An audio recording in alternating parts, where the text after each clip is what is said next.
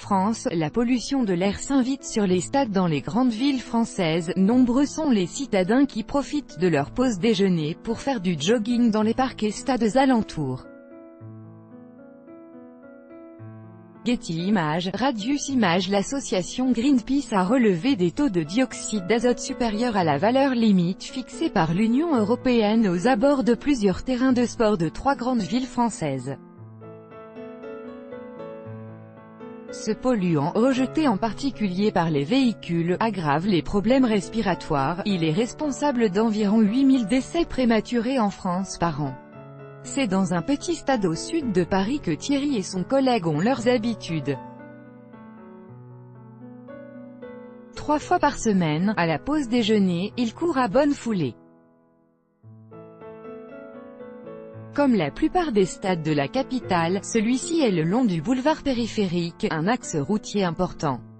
Le périphérique est juste à côté, mais bon, il y a de la pollution partout dans Paris, lance Thierry. On fait avec. Nous on transpire, c'est l'essentiel. On élimine, on veut être svelte, ajoute son collègue. Et svelte ils le sont. Mais ce qu'ils respirent laisse à désirer. Avec les mesures que l'on a réalisées à Lyon, Paris et Marseille, on a voulu illustrer très concrètement le fait qu'on est dans notre quotidien exposé à des niveaux de pollution de l'air qui ne sont pas bons, et ça c'est particulièrement vrai quand on pratique une activité sportive dans nos grandes villes à proximité d'un trafic routier important, explique Sarah Fayol, de l'association Greenpeace. Et lorsqu'on fait du sport, on inhale davantage d'air et donc plus de particules et de gaz toxiques. Pour Sarah Fayol, l'enjeu bien sûr n'est pas d'arrêter l'activité physique. Il ne faut pas prendre le problème à l'envers, prévient-elle.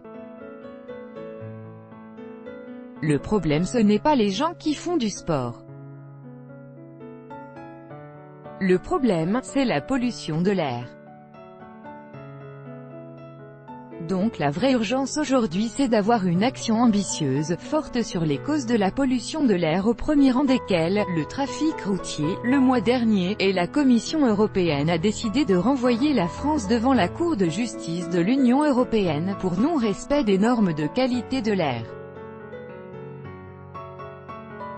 Relire, pollution atmosphérique, l'UE veut faire entrer la France dans les clous.